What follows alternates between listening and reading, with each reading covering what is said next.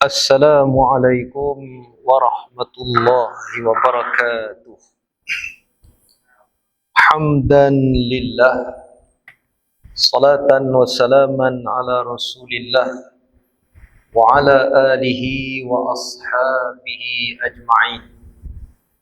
Allahumma inna na'udzu bika minal baras wal junun wal juzam wa min sayyi'il asqam.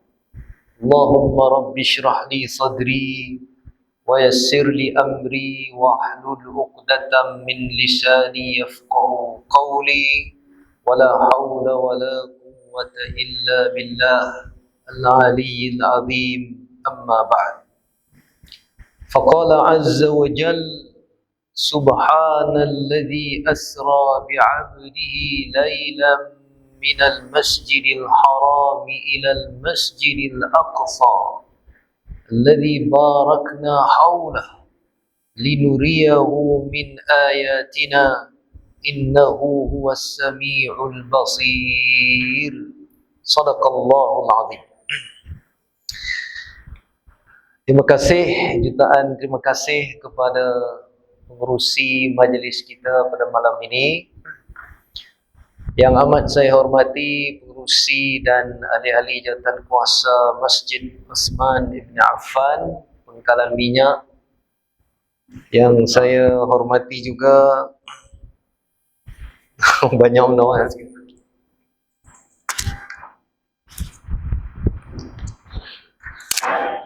Baik. Ya.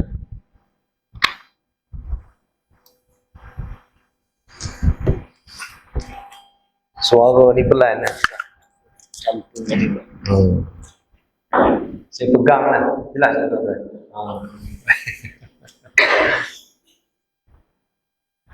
Yang amat saya hormati juga pegawai syara, pegawai adat dan sahabat seperjuangan saya, Al-Fadhil Ustaz Ibrahim, Tuan Haji Ibrahim, yang memberi laluan untuk saya bersama dengan muslimin muslimat pada malam ini, dan tuan-tuan imam, pegawai masjid dan seterusnya sidang muslimin dan muslimat, mukminin dan mukminat rahimakumullah. Sepenuh syukur saya panjatkan kehadiran Allah Subhanahu wa taala pada malam ini dapat bermajlis ilmu, dapat berkongsi serba sedikit dengan muslimin dan muslimat pada malam ini. Dan tadi pengerusi ada sebut saya daripada Kuala Lumpur kan. Pernahlah duduk sekejap belajar di Kuala Lumpur kan, mengajar di UIA sekejap. Tapi sebenarnya saya berumah tangga dengan orang Melaka.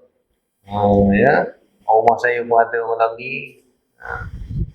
Di kampung Bukit Tembakau di Umbai. Jadi tadi ni datang daripada kampung Bukit Tembakau lah. Tak tahulah kenapa nama dia Bukit Tembakau. Tengok tembakau tak ada apa. Dan saya sebenarnya berasal daripada Perak. Berasal daripada Perak, utara Perak. Dan saya jemputlah kalau muslimin muslimat sampai ke negeri Perak, menziarahi bumi wakafan kami di sana, di Greek Perak, di utara negeri Perak. Saya jemputlah kalau sampai ke sana kan, insya-Allah. Kemudian berkelana banyak tempat lah, belajar di beberapa negara Arab dan juga mengajar di beberapa institusi, dan sekarang berkhidmat secara rasmi di College Community Greek dan diamanahkan dengan beberapa amanah lah, ya.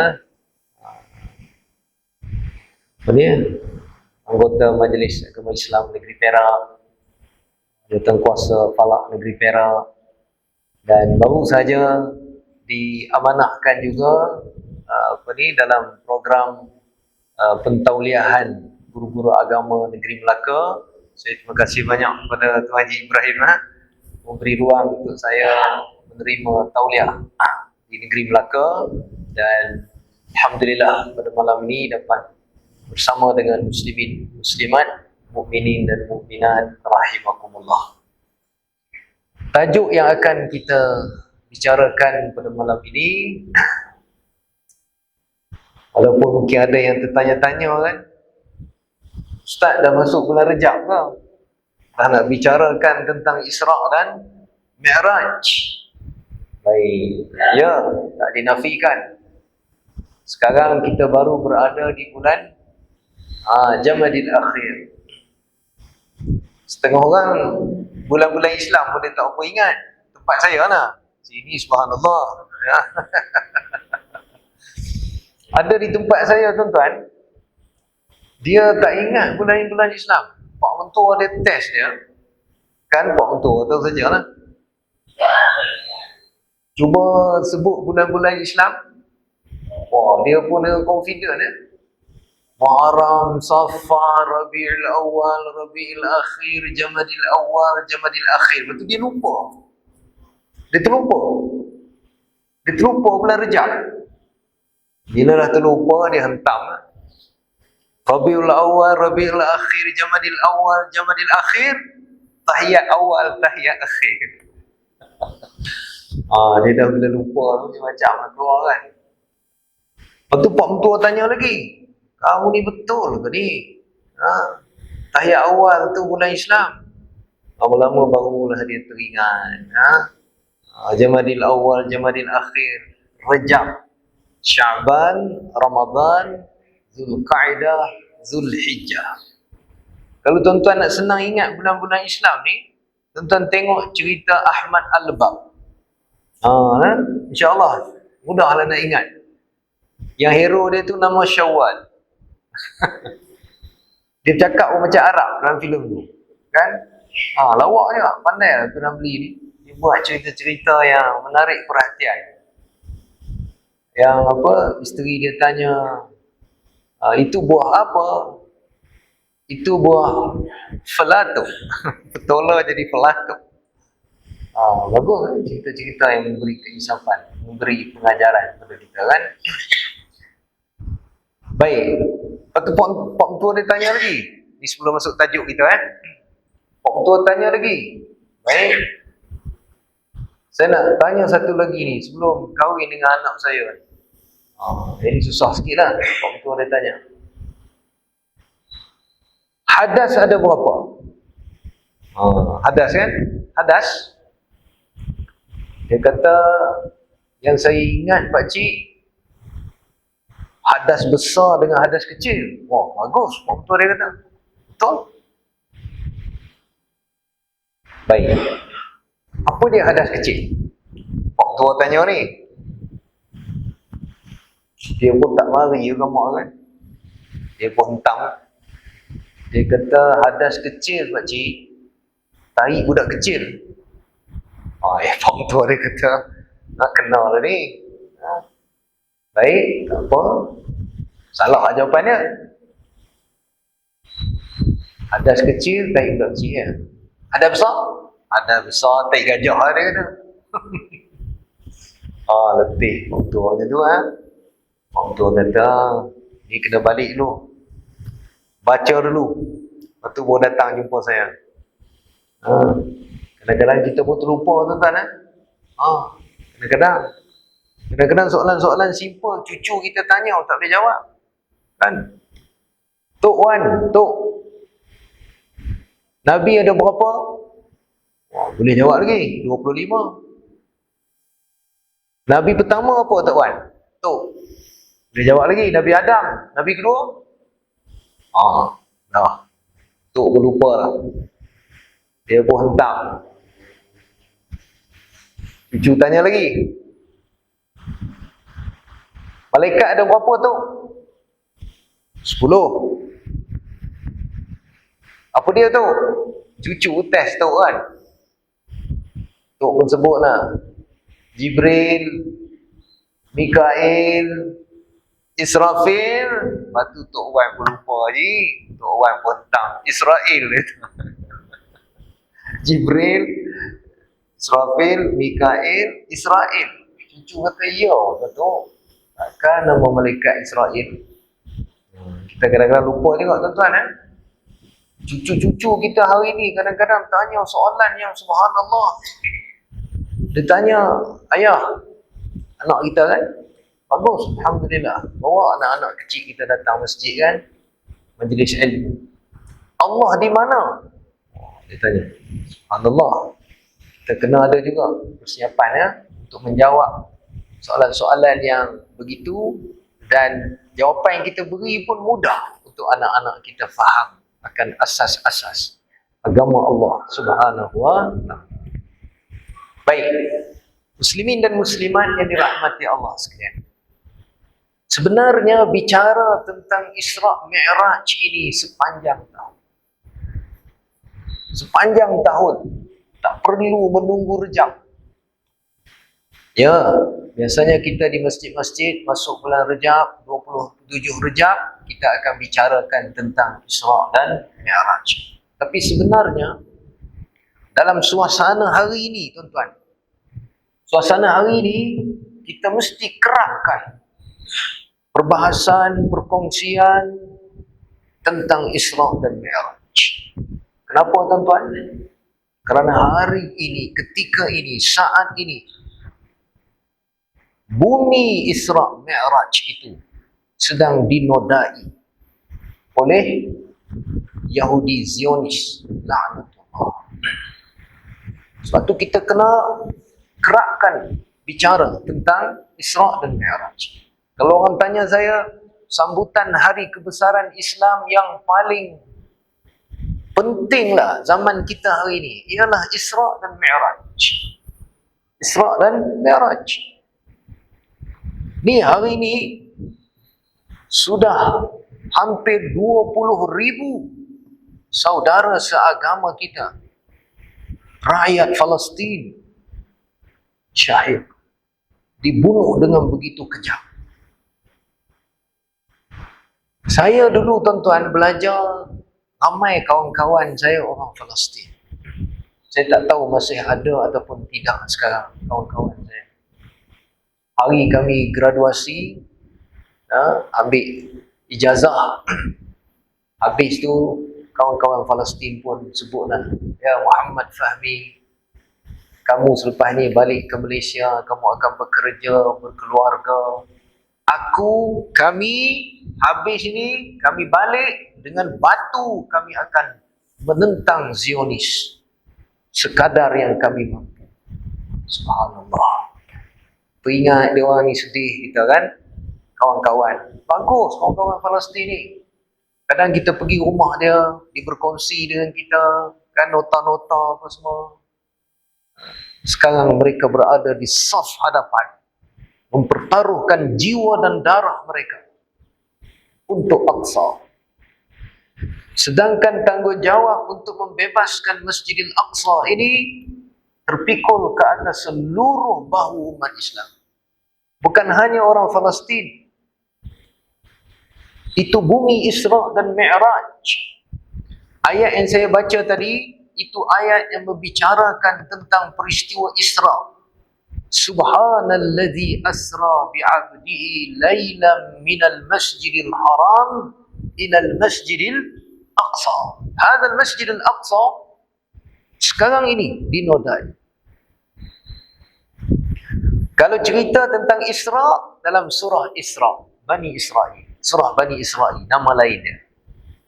Kalau cerita tentang Mi'raj dalam surah An-Najm, wal najmi idza hawa ma dhalla sahibukum wa ma ghawa wa ma ينطق عن الهوى إن هو إلا وحي يوحى علمه شديد القوى ذو مرة فاستوى وهو بالأفق الأعلى ثم دنا فتدلى فكان قاب قوسين أو أدنى فأوحى إلى عبده ما أوحى إلى آخر قصة المعراج dalam surah An-Najm. Cerita tentang Mi'raj, surah An-Najm. Cerita tentang Isra, surah Bani Israil. Maknanya termaktub dalam Al-Quranul Karim. Dan apabila kita bicarakan tentang Isra dan Mi'raj, kita mesti jelas bahawa peristiwa ini adalah peristiwa yang menzahirkan mukjizat Nabi kita Muhammad sallallahu alaihi wasallam. Sebab tu bila Abu Jahal tanya, bila Nabi SAW balik semalaman saja daripada Masjidil Haram ke Masjidil Aqsa. Kalau naik unta 40 hari 40 malam, Abu Jahal kata. Macam mana kau boleh sampai ke sana dalam masa semalaman? Ini pelik, Abu Jahal kata. Kerana Abu Jahal mengukur pergerakan Nabi itu pergerakan seorang manusia. Tapi Rasulullah pada malam itu tidak bergerak dengan pergerakan manusia. Rasulullah bergerak dengan pergerakan sama ada Jibril ataupun Burak. Burak. Hadis sahih Muslim menjelaskan, Burak ini satu kenderaan binatang yang sangat laju. Pejam mata buka tarfatul ain.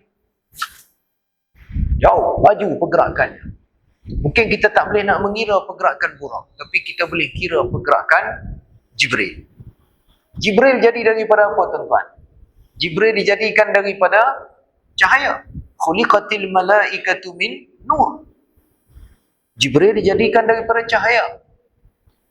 Tuan-tuan tahu lajunya pergerakan cahaya ini satu saat boleh pergi lebih kurang 273,000 kilometer.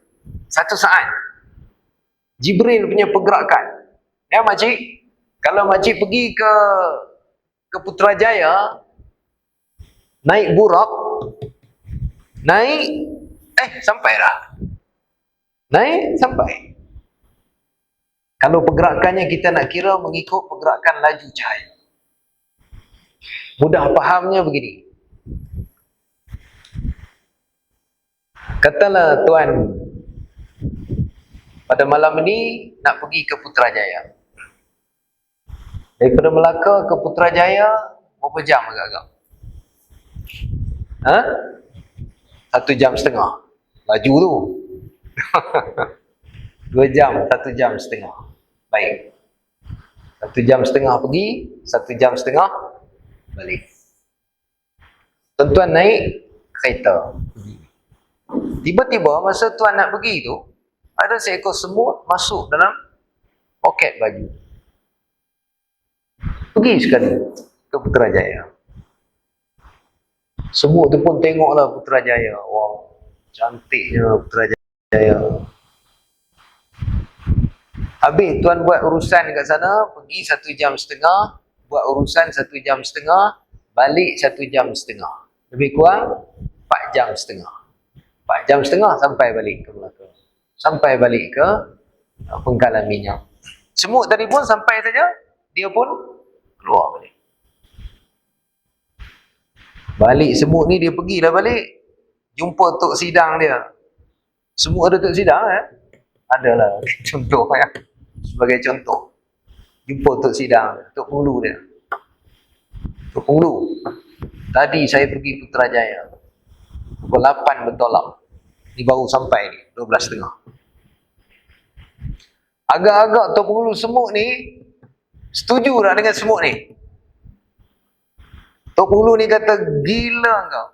Kita semut ni kalau pergi Putrajaya, kita akan mati di Alur Gajah. Betul tak tuan-tuan? Semut kalau dia bergerak, tak sampai Putrajaya, dia mati dekat Alur Gajah. Kan? Memang tak logik. Kalau dikira dengan pergerakan semut. Memang kalau Nabi berjalan, Nabi naik unta, tak logik semalaman. Tapi Nabi bukan naik unta. Nabi bukannya bergerak dengan pergerakan manusia. Nabi bergerak dengan pergerakan yang laju. Kita ambil kiraan Jibril itu daripada cahaya. Burak pun dalam hadis begitu laju pergerakan. Subhanallah. Di situ kita boleh berfikir secara rasional bahawa Rasulullah telah Allah perjalankan baginda. Bukannya dia berjalan ataupun dia membawa kenderaan, tak, bukan dia, tapi Allah memperjalankan. Subhanalladzi asra bi'abdihi lailan minal masjidil harami ilal masjidil aqsa. Mi'raj lagi lah tuan-tuan. Subhanallah.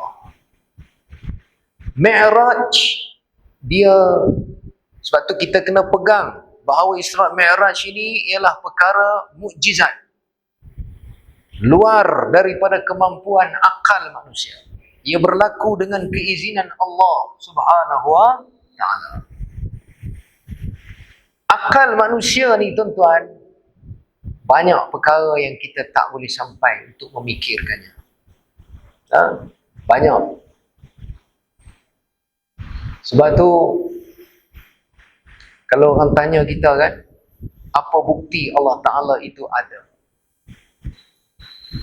Masa saya dalam lawatan ke selatan Thailand baru ni, rombongan rasmi Jabatan Mufti Negeri Perak, saya pergi ke beberapa buah pondok.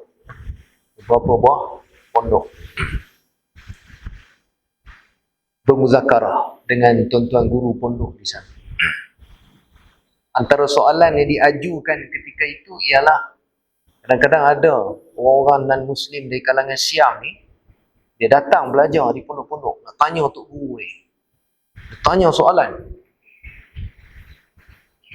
Dia kata, kenapa Tuan Guru menyembah sesuatu yang tak nampak? Mana Tuhan Tuan ni? Dia tanya, mana Tuhan? Kan Tuhan dia berketul-ketul kan? Tuhan dia patung tu patung ni. Jadi tu mana Tuhan? Tuan Guru punya Tuhan mana dia? Oh, maka Tok Guru pondok ni tuan-tuan tengok, mereka jawab ya, dengan penuh yakin, dengan penuh keilmuan mereka jawab. Tok Guru pondok ni kata, berapa bukti kamu nak? Sebelum tu Tok Guru pondok ni perjelaskan bahawa akal manusia ini terhad. Tak semua mata kita ni pun cukup dah. Mata kita ni pun terhad. Betul tak tuan-tuan? Mata kita, apa sangat yang boleh nampak? Covid pun kita tak nampak. Tuan-tuan boleh nampak Covid? Tak nampak? Contoh ada apa ni? Tak nampak. Melainkan dengan apa? Elektrik, apa ni? Mikroskop baru nampak. Mata kita terhad. Roh kita tak nampak. Kita nampak roh kita? Tak nampak. Tapi ada tak tuan-tuan? Ada. Wa yas'alunaka 'anir ruh. Qulir ruh min amri rabbi wa ma utitum minal ilmi illa qalila. Mereka bertanya kamu tentang ruh. Katakanlah ruh itu urusan Tuhanku. Ilmu yang kamu diberikan sangatlah sikit. Kamu tak diberi ilmu melainkan sikit saja. Maka Tok Guru pondok ni pun buat contoh. Dia kata, tengok pada diri kamu. Itu bukti bahawa Tuhan ada. Tengok pada diri kamu. Tengok pada diri kita tuan-tuan. Di situ sudah menjadi bukti jelas bahawa Allah Ta'ala ada. Kata Matan Jawharah, "Fanzur ila nafsika summan taqili lil alamil ulwi suf li tajid bihi sun'an badi al-hikami." Kata Matan Jawharah. Lihat alam di atas, lihat alam di bawah, lihat diri kamu, akan menjadi bukti bahawa Allah itu ada. Tok Guru pondok ni pun dia buat. Wah. Cantik tuan-tuan, dia buat perumpamaan. Dia kata dekat orang Siam tu, kalau kamu makan, kalau kita makan tuan-tuan, dekat mana akan gemuk pada diri kita? Di Togo Pondok tanya orang Siam tu, kat mana akan gemuk tuan-tuan? Kat perut, betul tak? Ramai perut, steady lah. Lagi kat mana gemuk kita? Dekat paha. Togo Pondok ni kata, Baba Abdul Karim kata kat orang Siam tu kan, dia kata, cuba kamu fikir, kalaulah kamu makan benda-benda yang berlemak, yang sedap, gemuknya dekat lubang hidung, apa jadi tuan-tuan? Tuan-tuan makan martabak, makan roti canai, makan yang sedap-sedap, dia tak gemuk kat perut, dia gemuk kat lubang hidung. Apa jadi? Tak mendapat kita.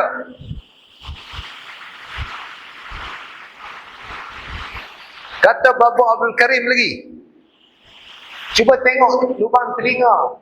Kalau kamu makan tiba-tiba gemuk kat lubang telinga, apa jadi? Pekak kita.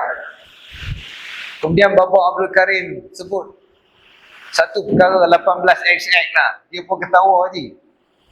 Dia kata, cuba bayang kalau kita makan benda yang berlemak, tiba-tiba dia tak gemuk kat perut, dia tak gemuk kat paha, dia gemuk kat celah kangkang tu. Apa jadi tuan? Ini kata Baba Abdul Karim. Di situ kita boleh fikir betapa Allah menyusun perkara ini. Sebab itu akal kita terhad.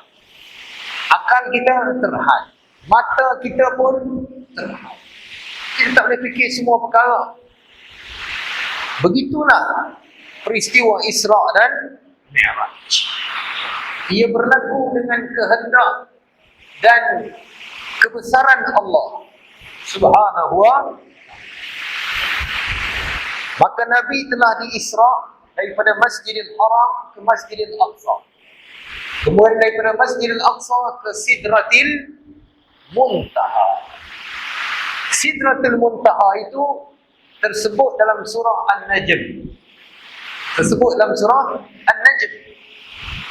Ma kadzabal fuadu ma ra'a afatumarunahu ala ma yara walaqad ra'ahu nazlatan ukhra inda sidratil muntaha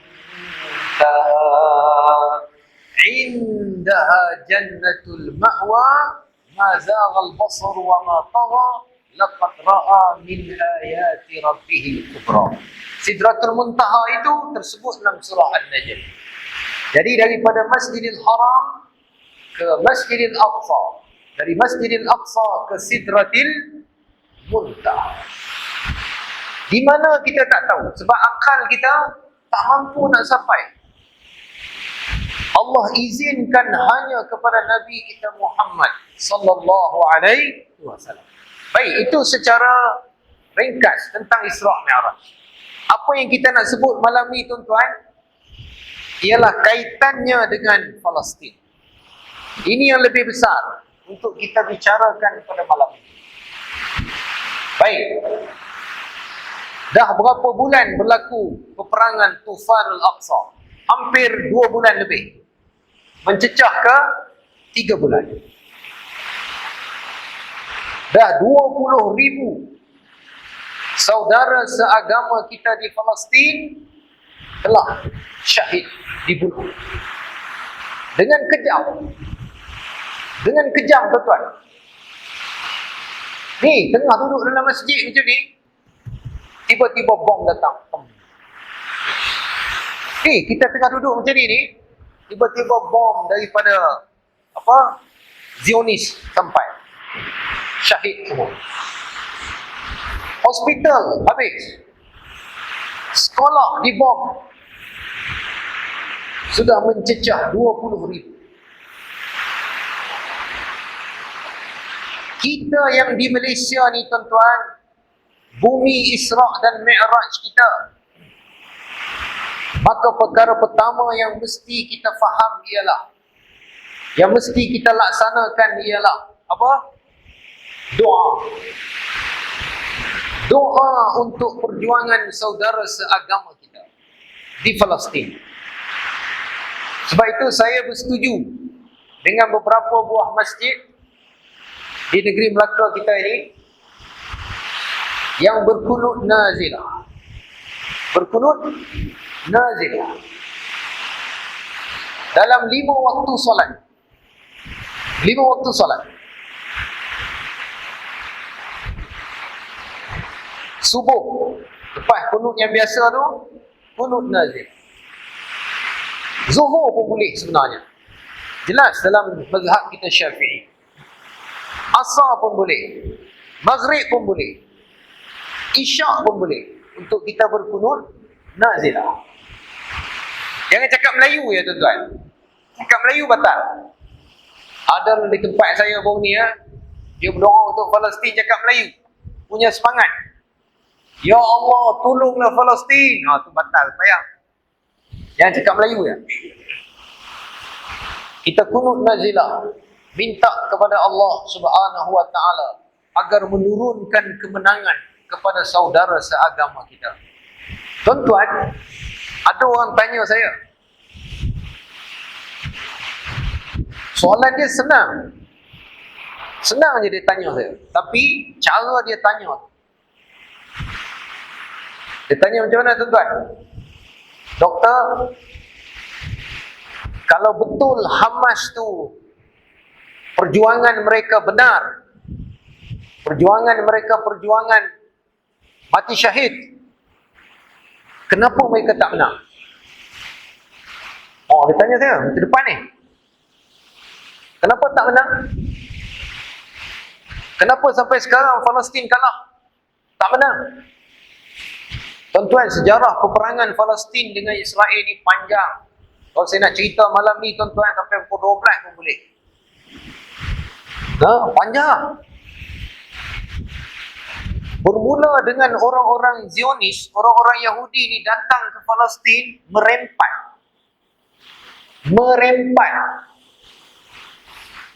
Tiada negara. Duribat alaihimul maskanah. Mereka ni miskin. Ada yang pergi Argentina, ada yang pergi mana melarikan diri. Dan sebahagiannya datang ke Palestin. Masa anti-Semitism, Nazi bunuh, Hitler bunuh habis semua orang Yahudi. Jadi mereka lari, merempat. Antara bumi yang mereka merempat ialah Palestin. Pergi ke Palestin tuan-tuan, menumpang di tanah orang Palestin. Menumpang. Tumpang, duduk. Orang Palestin pun bagi pada Zionis, Yahudi dulu. Lepas tu bagi mereka kerja di ladang-ladang zaitun di Palestin tu. Mereka kerja. Tetapi selepas itu tuan-tuan, mereka membeli tanah orang Palestin. Nampak?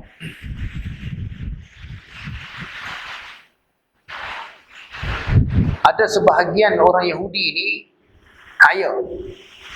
Yahudi di Amerika semua kaya kan. Bagi duit pada mereka dan mereka beli tanah orang Palestin tak sekali. Atas beberapa sebab lah. Kononnya orang Palestin nakkan pembangunan masa tu. Sebab itu tuan-tuan, kita kena ingat, ambil pengajaran daripada apa yang berlaku kepada Palestin. Hati-hati nak jual tanah. Hati-hati ketika nak jual tanah. Kena rujuk dulu fatwa negeri.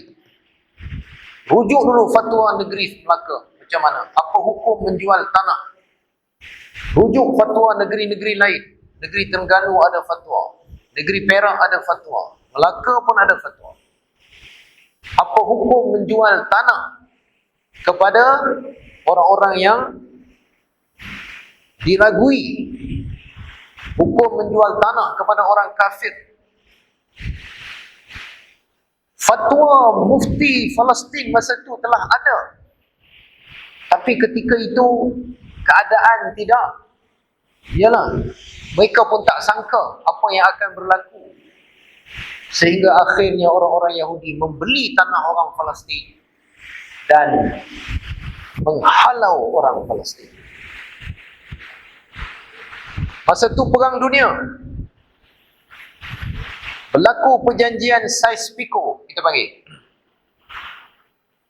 Penjajah ni British, Itali, semua ni membahagi-bahagikan negara Arab. Palestin masa tu dapat dekat British.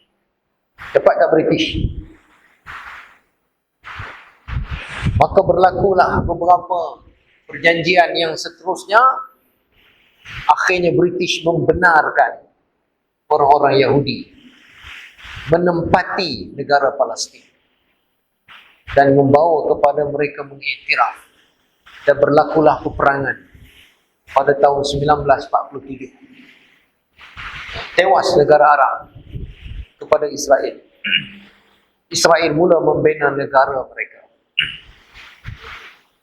1948. Berlaku lagi peperangan 1967. Tewas Mesir, Syria, Jordan. Kerana Israel ada Amerika. Berlaku lagi peperangan antara Jordan dengan Israel. Ma'rakatu Karamah. Ketika itu tentera Jordan telah mara ke perbatasan, mara ke sempadan. Dan akhirnya tentera Israel berundur. Jadi tentera Jordan menang masa itu. Meletus juga peperangan tahun 1972. Hampir menang. Negara Arab hampir menang ketika itu. Pasukan tentera udara Mesir, tentera udara Syria menghentam negara Israel ketika itu. Hampir menang. Amerika telah masuk campur. Akhirnya dihentikan peperangan. Berlaku beberapa perjanjian. Sinai diberi balik kepada Mesir. Bukit Golan diberi kepada Syria. Dan terus menerus ketika itu berlaku pelbagai kezaliman terhadap rakyat Palestin. Sampailah beberapa siri peperangan selepas itu. Kalau tuan-tuan ingat tragedi Sabra Shatila 17 September dilagukan oleh Zubir Ali. Ingat peristiwa hitam 17 September, itu lagu tu. Balada seorang gadis kecil dibunuh dengan begitu kejam rakyat Palestin. Dan begitulah nakbah yang seterusnya. Ketika saya belajar, tuan-tuan, berlaku satu peristiwa 15 Ramadan sembahyang subuh, seorang Zionis masuk dalam masjid, melepaskan tembakan rambang. Dia tembak, mati semua dalam masjid Ibrahim Khalil. Saya masih ingat masa tu. Ketika itu, tuan-tuan, pemuda-pemuda di Jordan, saya berada di Jordan masa tu, berbaris. Siapa nak masuk ke Palestin, berjihad. Saya pun hampir berbaris lah, Tuan Haji. Hampir. Tapi tak boleh masuk. Semangat. Memang semangat. Masa tu muda. Baru umur 19 tahun. Baru umur 20 tahun.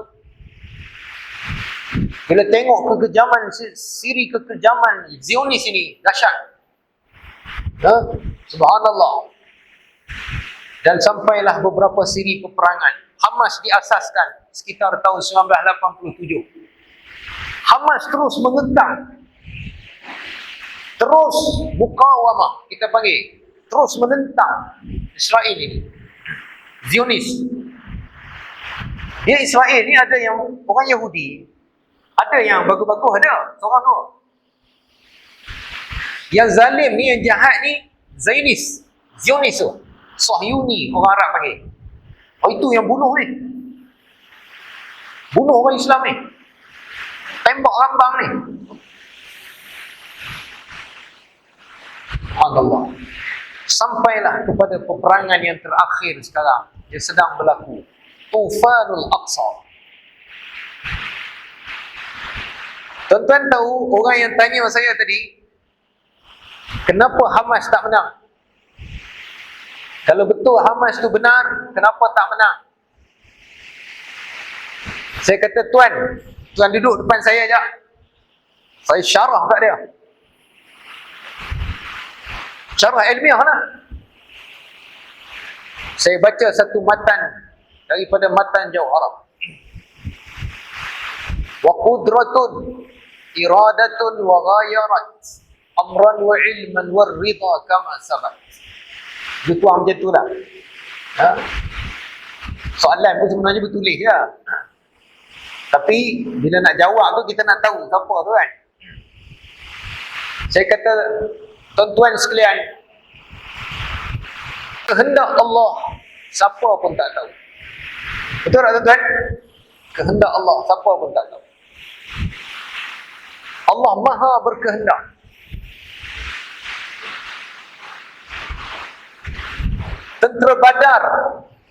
Tentera Badar dipimpin oleh Nabi SAW boleh menang, menumpaskan tentera Abu Jahal. Tentera Nabi hanya 313. Tentera Abu Jahal 1000. Allah turunkan tentera malaikat, menang tentera Nabi dalam peperangan Badar. Allah Maha berkehendak. Perang Uhud, pusingan kedua, perempuan pusingan kedua daripada peperangan Uhud, tewas tentera Nabi. Yang duduk atas bukit turun bawah, akhirnya tewas. Allah Maha berkehendak.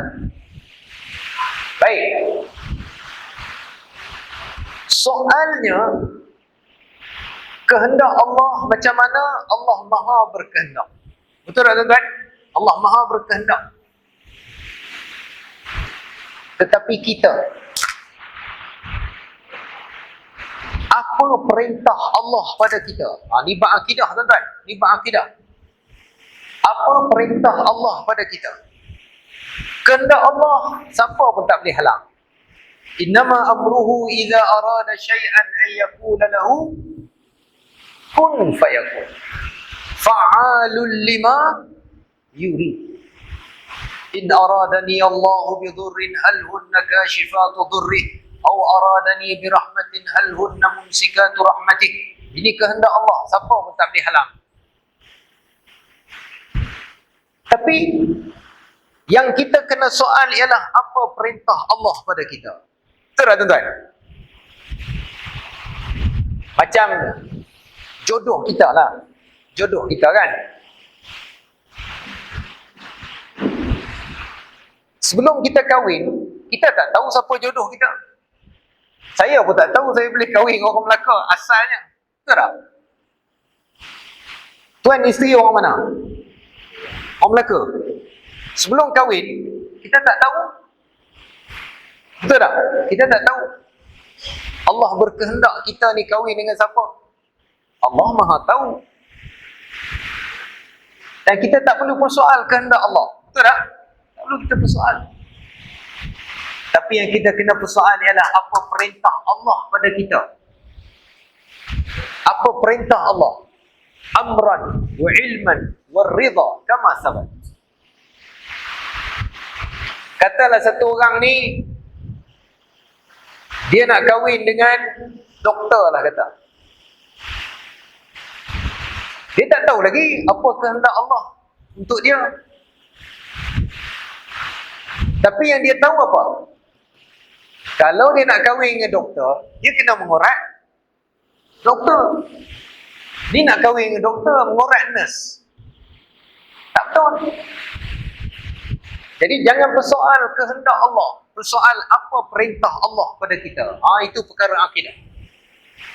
Macam tadi, jangan persoal bila kemenangan akan bersama dengan Hamas. Jangan persoal bila kemenangan akan Allah kurniakan kepada pejuang-pejuang Palestin. Tapi persoal apa perintah Allah pada kita sekarang. Itu penting. Mungkin selepas 100 tahun Allah bagi kemenangan. Allah Maha berkehendak. Siapa tak boleh bersoal. Tapi yang kita kena bersoal, apakah perintah Allah pada kita. Macam sekarang ni, bila orang Palestin kena bunuh, apa perintah Allah pada kita? Berdoa. Turun nazilah. Doa sungguh-sungguh, tuan-tuan.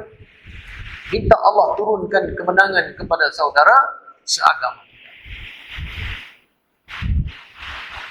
Hari ini yang kita bimbang, mereka menganggap bahawa perjuangan Palestin ni dah jadi normalisasi. Normal ni maknanya dah jadi perkara biasa. Kena bunuh, lepas ni habis perang apa semua, buat balik Gaza. Dia jadi macam tu sekarang, betul tak? Tuan-tuan, jangan termasuk, jangan sampai tahap itu. Langsung tak baca dah kisah Palestin. Dah tak tahu dah perkembangan. Dah tak ambil tahu dah. Tak betul, tuan-tuan, macam tu.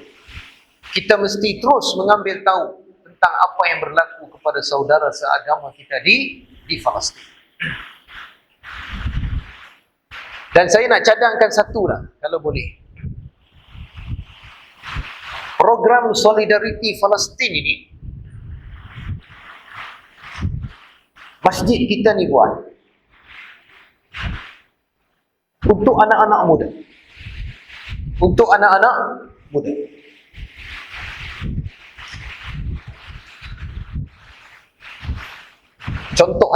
Contoh kan, kita buat perarakan anak-anak muda sambil berarak tu menyebut kata-kata semangat supaya kita sentiasa ingat perjuangan rakyat Palestin. Ambil bendera Israel tu, bakar bendera Israel. Buat pentomen. Pentomen tahu tak? Pentomen. Bukan Ultraman. Buat lakonan. So anak-anak muda kita ni peluang untuk program anak-anak muda. Saya tengok anak-anak tahfiz saya, pelajar-pelajar tahfiz saya, bila buat program Solidariti Palestin, mereka begitu bersemangat anak-anak muda. Subhanallah. Kita yang dah tua-tua ni susah sikit. Lutut pun dah tersepak sejadah pun jatuh. Bagi ke anak-anak muda. Mereka lakonkan perjuangan rakyat Palestin. Mereka baca kata-kata yang menaikkan semangat. Khaybar, Khaybar ya Yahud, Jaishu Muhammad sawfa ya'ud. Oi, saya sebut ni pun semangat. Ingat wahai Zionis, peperangan Khaybar. Peperangan Khaybar ni, tuan-tuan, tidak ada lagi orang Yahudi pelampau di Madinah selepas peristiwa Khaybar. Yahudi ni dia cerdik. Itu Allah izinkan kepada mereka. Ya Bani Israel, azkuru ni'mati allati an'amtu alaikum wa anni faddaltukum 'alal 'alamin. Memang cerdik, tuan-tuan. Sebab tu saya bila sampai masjid tuan-tuan ni, nama masjid tuan-tuan Uthman ibn Affan. Ini orang-orang yang berjaya, sahabat Nabi yang hebat. Mudah-mudahan tuan-tuan pun sehebat Uthman ibn Affan. Uthman ibn Affan ni di antara sahabat yang berjaya mengekang monopoli orang Yahudi di Madinah. Tuan-tuan tahu masa orang Muhajirin berhijrah ke Madinah, bekalan air semua dikuasai oleh Yahudi. Telaga-telaga utama ni dikuasai oleh orang-orang Yahudi. siapa yang datang menyelesaikan masalah sumber air kepada orang Islam? Uthman ibn Affan. Ada satu telaga, sampai sekarang kalau tuan-tuan pergi ke Madinah, masih ada telaga. Masih ada lagi Tuan Haji. Namanya Bi'ru Rumah. Bukan rumah ni, nama telaga. Telaga tu dikekalkan oleh kerajaan Arab Saudi sebagai wakafan Saidina Uthman. Sampai sekarang. Tak kering telaga tu. Telaga ini dimiliki oleh seorang Yahudi pelampau. Tak silap saya namanya Yusuf. Jadi orang Islam yang nak air mesti beli dengan dia. Dia kuasai air ni. Saidina Uthman datang. Saidina Uthman ni seorang yang bijak. Jutawan. Dia datang, dia jumpa Yusuf. Yahudi tu. Dia kata, Yusuf, aku nak beli telaga kamu. Yusuf kata, sorry, aku tak mau jual. Saidina Uthman tawar dengan harga yang lebih tinggi. Yahudi tu pun Yusuf pun dah mula goyang. Akhirnya Yahudi tu setuju untuk jual selang sehari. Selang sehari. Maknanya Uthman, hari ini kamu bayar dekat aku. Dan aku bagi untuk hari ini, kamu boleh ambil air ni. Seberapa banyak. Esok, Yahudi pula. Lusa, Uthman. Jadi Saidina Uthman pun bayar kepada Yahudi ni. Dan dia jemput seluruh orang Islam di Madinah datang ambil air di hari giliran dia. Semua pakat ambil air.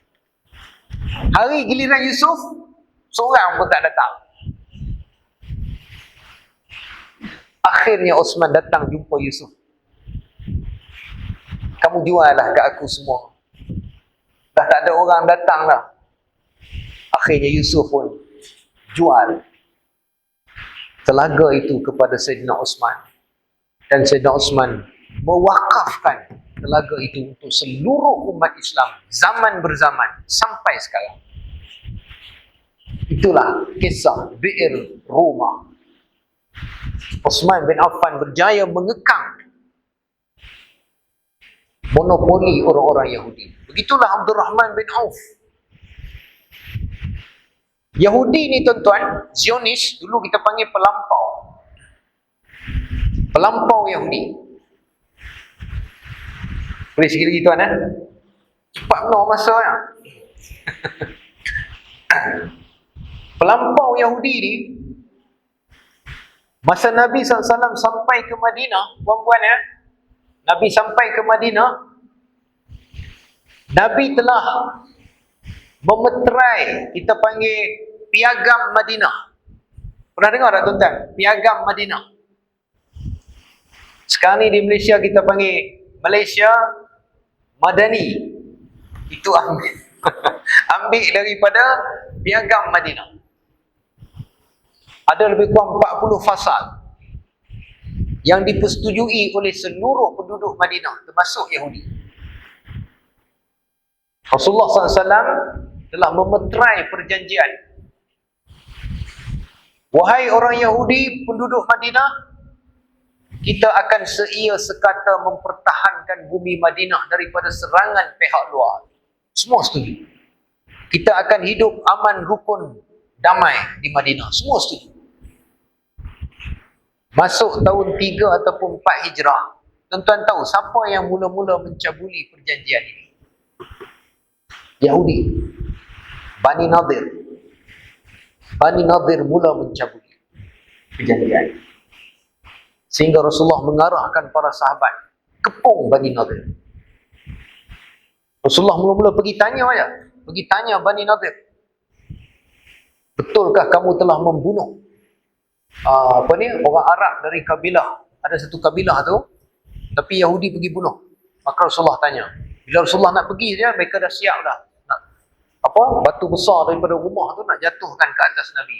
Jibril beritakan kepada Nabi dan Nabi pulang segera. Lepas tu Nabi perintahkan para sahabat kepung Bani Nadir. Ada dalam surah Hasyr kisahnya. Bila Nabi kepung, Bani Nadir merayu balik kepada Nabi SAW. Nabi kata, wahai Bani Nadir, kamu keluar daripada perkampungan ini dengan jiwa dan darah kamu sahaja. Tinggal semua harta. Maka Bani Nadir lari. Ada yang pergi ke Khaybar, ada yang pergi ke Syam. Lepas tu Bani Quraizah pula cabuli perjanjian, diikuti dengan Khaybar. Khaybar ni tuan-tuan, kubu Khaybar ni saya dah pergi dah. Saya tengok kota Khaybar ni memang hebat. Rasulullah kepung 15 hari 15 malam, tak boleh nak buka. Sehingga Nabi kata, esok hari siapa yang aku akan serahkan bendera ini, dialah yang akan membuka kota Khaybar. Esok pagi Nabi panggil Sayyidina Ali. Sayyidina Ali membuka kota Khaybar. Kota yang begitu kukuh, tuan-tuan. Lepas Khaybar dimusnahkan oleh Nabi SAW, tiada lagi penentangan orang-orang Yahudi di bumi Madinah. Sebab tu orang Arab, bila mereka berdemonstrasi, mereka akan menyebut Khaybar, Khaybar ya Yahud, Jaishu Muhammad sawfa ya'ud. Wahai Yahudi, ingatlah peperangan Khaybar. Kini tentera yang mirip kepada tentera Muhammad akan kembali. Oh, jadi kata-kata macam ni tuan-tuan, kita bagi pada anak-anak muda. Mereka buat pantomim, lakonan, macam mana kezaliman Yahudi. Ini peluang tuan-tuan, ini peluang untuk program anak-anak muda. Bukan senang nak ajak anak-anak muda datang masjid. Kan? Anak-anak tua insya-Allah. Kalau anak-anak tua pun tak datang masjid, tak tahulah. Anak-anak muda ni tuan-tuan, macam mana kita nak ajak mereka datang masjid? Saya nampak ni program-program yang boleh mendekatkan mereka kepada masjid. Buat program Solidarity Palestin. Minta mereka baca saja. Anak-anak muda suka program-program seperti ini. Biar mereka pakai seperti Abu Ubaidah tu, Abu Hamzah, lilik mafla Palestin dan sebagainya. Kita buat sebulan sekali ke, selagi Tufanil Aqsa tidak berakhir, kita terus buat. Setiap bulan kita buat. Mudah-mudahan ini solidariti, kebersamaan kita bersama dengan perjuangan rakyat Palestin. Dan kita kaitkan sentiasa dengan peristiwa Isra dan Mi'raj Nabi kita Muhammad sallallahu alaihi wasallam. Sikit lagi tuan-tuan. Ada satu orang rakyat Palestin datang ke Malaysia menyampaikan syarahan. Saya baca teks dia. Tuan-tuan tahu apa yang diucapkan oleh saudara kita daripada Palestin ni, tuan-tuan. Saya di Perak tu, setiap tahun dulu sebelum Covid akan ada kawan-kawan daripada Palestin datang ziarah. Kadang-kadang datang jadi imam dalam bulan Ramadan. Selalulah saya dapat maklumat terkini daripada mereka. Tapi sekarang hilang, lost contact. Tak tahulah ke mana mereka semua kan. Entah syahid semua. Kita tengok kan yang syahid tu, subhanallah. Tak tahulah, tuan-tuan tak teringin ke? Yang ada satu yang di-viralkan tu kan. Yang ialah bila perang, ada yang kena peluru dan jatuh lah kan. Jadi dia jatuh, dia kena tembak. Jadi kawan-kawan dia semua ni, pejuang Hamas ni, dia dah jatuh lah. Masa tu beberapa minit lagi dia nak syahid. Dia kata, ya ashabi, wahai kawan-kawanku para pejuang. Dia habislah, nazak lah masa tu, hujung lah. Dia kata, andainya kalian nampak apa yang aku nampak, betapa indahnya syurga Allah subhanahu wa ta'ala. Dia baca ayat al-jannatu arduha as-samawati wal-ard. Lepas dia baca ayat tu, wasari'u ila maghfirati min rabbikum. Lepas dia baca ayat tu, dia pun syahid. Subhanallah. Kita tengok mereka syahid. Tuan-tuan, orang yang syahid ni mulia di sisi Allah subhanahu wa ta'ala. Lepas tu kalau tuan-tuan tengok mereka syahid, tuan-tuan kata dalam hati, mujur aku tak jadi orang Palestin. Maknanya iman kita tak tahulah banyak mana. Makcik ya? Makcik baca cerita orang Palestin, mujur tak jadi orang Palestin. Iman kita tinggal sikit lah. Tapi kalau kita rasa, ya Allah, mulianya mereka mati syahid. Tuan-tuan, orang mati syahid ni mulia. La tahsabanna allazina qutilu fi sabilillahi amwat bal ahya'un walakin la tash'urun. Mereka tak mati, tuan-tuan. Mereka hidup di sisi Allah Subhanahu wa ta'ala. Jadi kata orang Palestin ni, tuan-tuan, dalam syarahan dia tu, saya nak kongsi akhir ni dengan tuan-tuan. Dia kata apa? Wahai saudara seagamaku di Malaysia, tidak perlu kalian menumpah darah. Tidak perlu kalian berperang. Biar darah kami gugur di bumi Palestin untuk kami pertahankan Masjidil Aqsa. Kalian tak perlu berperang bersama dengan kami. Sedih tak kita dengar tulisan dia tu kan? Tapi cukuplah. Tuan-tuan dengar ya. Cukuplah kalian sudah membantu perjuangan kami. Cukuplah kalian sudah membantu perjuangan untuk membebaskan bumi Isra dan Mi'raj Nabi kita Muhammad sallallahu alaihi wasallam dengan kalian mengirimkan doa buat perjuangan kami. Itu permintaan mereka yang pertama. Lepas tu tuan-tuan jangan lupa berdoa. Allahumma ansuril Islam wal muslimin fi Filastin. Kalau semayang sebut kau Arab, jangan sebut kau Melayu. Kalau luar semayang boleh sebut kau Melayu. Ya Allah, tolonglah saudara seagama kami di Palestin. Jika kalian mampu, sumbang sekadar kemampuan kalian untuk perjuangan kami. Doa, beri sumbangan kepada perjuangan mereka. Dan akhir sekali, tuan dengar apa pesan mereka? Cukuplah kalian membantu perjuangan kami untuk membebaskan Masjidil Aqsa dengan kalian menjadi Muslim yang taat. Jelas tak tuan-tuan? Cukuplah kalian membantu perjuangan kami dengan kalian menjadi Muslim yang taat, tak tinggal sembahyang, Quran boleh baca, jaga masjid, berjamaah, majlis ilmu. Itu sudah cukup kalian membantu perjuangan kami. Subhanallah. Kita dengar ucapan dia, kita rasa kerdil sangat kita ya. Apa yang kita buat tuan-tuan untuk Masjidil Aqsa. Mereka dengan darah hari ni dah 20,000. Ni tengah duduk macam ni ya. Kata seorang, dia kahwin dengan orang Palestin, orang Arab, dan dia sempat balik. Jadi keluarga dia ada kat Palestin sana. Dia pun cerita. Dia kata kalau waktu tak berperang dengan Zionis, keadaan macam ni. Pagi pergi kerja, buka kedai berniaga. Masuk waktu semayang mereka semayang. Sekarang tuan-tuan duduk macam ni. Duduk dekat masjid ni. Masjid Al-Imam Syafi'i hancur. Imam Syafi'i itu, imam mazhab kita, lahirnya di Gaza.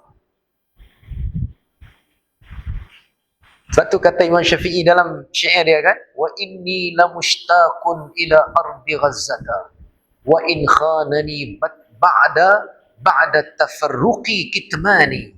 Saya selalu baca ni dulu. Diwan Imam Syafi'i. Aku rindukan bumi Gaza, bumi kelahiran, kata Imam Syafi'i. Sebab tu ada Masjid Syafi'i, Masjid Imam Syafi'i di Gaza. Sudah runtuh tuan-tuan. Dibom oleh Zionis. Ni tengah duduk macam ni. Habis syahid. Itu keadaannya. Hospital. Habis.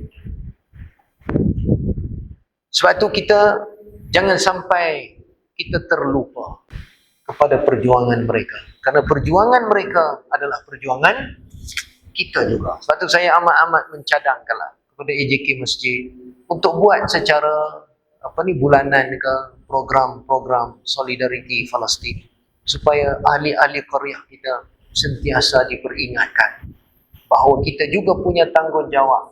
Ya, pakcik ya, puan-puan ya, kita juga punya tanggungjawab untuk bersama-sama membebaskan Masjidil Aqsa, bumi Isra dan Mi'raj Nabi kita Muhammad sallallahu alaihi wasallam. Selepas Umar Al-Faruq membebaskan Masjidil Aqsa, kemudian terjajah kembali. Tentera Salib datang melanggar Baitul Maqdis, dibunuh orang Islam, dahsyat. Sehingga datang Al-Munasir Salahuddin Al-Ayyubi, datang menyatukan umat Islam ketika itu, mengemudi tentera Islam dalam peperangan Ma'rakatul Hittin dalam bulan Ramadan, menumpaskan Richard the Lionheart dengan segala kekuatan fizikal dan dalaman. Batu Salahuddin Ayyubi ni tentera dia bukannya kekuatan fizikal saja, tapi kekuatan dalaman.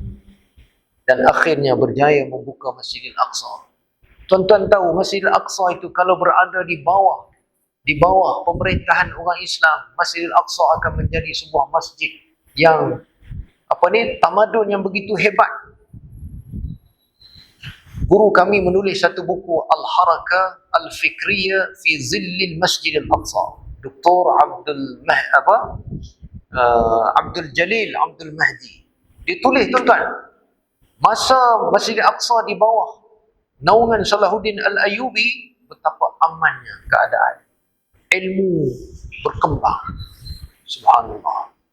Tapi ketika Islam jatuh, dikemudikan oleh mereka yang lain, dibunuh habis orang Islam, tuan-tuan. Subhanallah. Jadi sebab itu sangat penting program solidariti Palestin kita kaitkan dengan Isra Mi'raj, dan masjid lah antara tempat yang paling penting untuk menyalurkan kesedaran ini. Mudah-mudahan Allah Subhanahu wa taala mencampakkan hidayahnya dalam diri kita untuk sentiasa kita memikirkan, mengenangkan perjuangan rakyat Palestin dan sampai kemenangan bersama dengan saudara seagama kita, tuan-tuan. Akhir sekali dalam hadis, tuan-tuan, jelas, hadis Sahih Muslim, Sahih Bukhari menyebut, di akhir zaman, di antara tanda akhir zaman ialah pelampau-pelampau Yahudi ini akan dibunuh oleh orang-orang Islam, sehingga mereka lari menyembunyikan diri di belakang batu dan pokok, sehingga batu dan pokok itu sendiri bercakap, "Ya Muslim, ya Abdullah, ta'al fa inna wara'il Yahud." Datang, bahawa di belakang aku ini ada orang-orang Yahudi, Zionis. Jadi mudah-mudahan ada manfaatnya pada perkongsian kita pada malam ini, walaupun hujan ya. Subhanallah. Terus subur kesedaran kita terhadap kebersamaan perjuangan rakyat Palestin. Itulah mesej yang saya nak sampaikan pada malam ini, dikaitkan sedikit dengan Isra dan Mi'raj. Mudah-mudahan ianya ada kebaikan. Dan saya ucapkan banyak terima kasih sekali lagi. Seronok ceramah masjid ni ya. Masa nak sambung lagi ni Tuan Musi. Tapi dah hujan pula ya. Kita sambung lagi lah di kesempatan yang lain, insya-Allah, dengan tajuk-tajuk yang lebih memberi kesan kepada kita semua. Dan saya ucapkan banyak terima kasih kepada Tuan Haji Ibrahim yang memberi laluan kepada saya pada malam ini, dan juga pengerusi serta ahli-ahli jawatan kuasa. Mudah-mudahan ada kebaikan dari apa yang sempat saya kongsikan. Andainya ada kebaikan, ia daripada Allah Subhanahu wa taala. Andainya ada kekurangan, kelemahan, terkasar bahasa, itu kelemahan saya sendiri. Saya memohon berbanyak kemaafan. Aqulu qawli hadza wa astaghfirullahal azim li wa lakum. Wassalamualaikum warahmatullahi wabarakatuh.